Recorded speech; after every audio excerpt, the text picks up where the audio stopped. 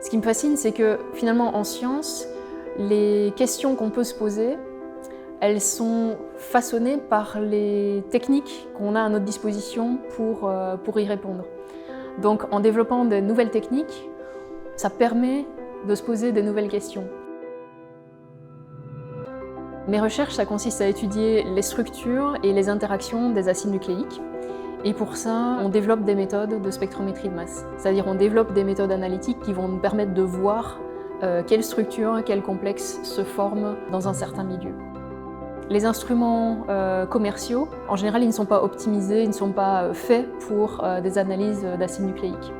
Donc nous, ce que l'on fait, c'est les modifier et vraiment améliorer ces instruments de manière à ce qu'on puisse analyser des structures et notamment avoir des informations sur la structure tridimensionnelle des acides nucléiques.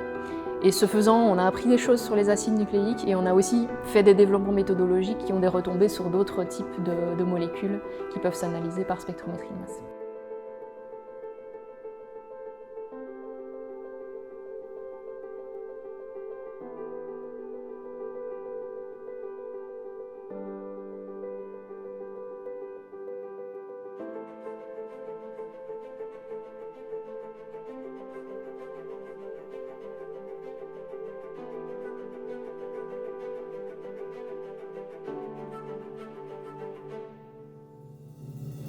Moi, quand je vois un spectre de masse, je vois la molécule derrière, j'imagine le système. Maîtriser une machine complexe, ça prend aussi des mois de pratique, des années de pratique. Vous vous rappelez quand vous avez appris à rouler à vélo, au début, on ne maîtrise pas, on essaie de faire chaque mouvement séparément. Après des mois de pratique, ça devient une prolongation de vous-même, votre instrument.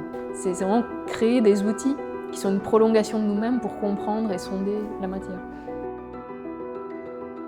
Dans l'ADN, et notamment dans des oligonucléotides, c'est-à-dire des brins d'ADN modèles, il y en a qui peuvent être conçus justement comme molécules thérapeutiques.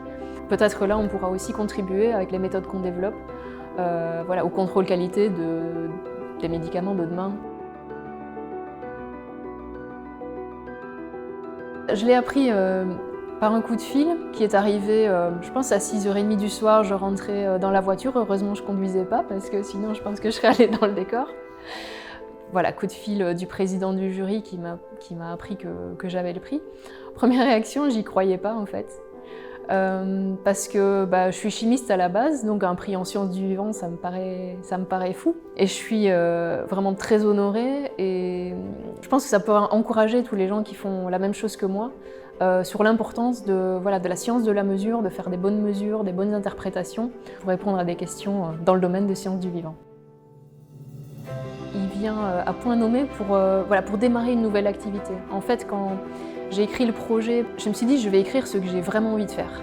Et puis on verra bien. Donc là où j'ai vraiment envie d'investir pour le futur, mais pour démarrer en toute liberté, trouver les premiers financements, c'est difficile. Donc ce prix va permettre de démarrer cette nouvelle voie de recherche qui va combiner études de structure et fragmentation, études de modification covalente et études de leur effet sur la structure.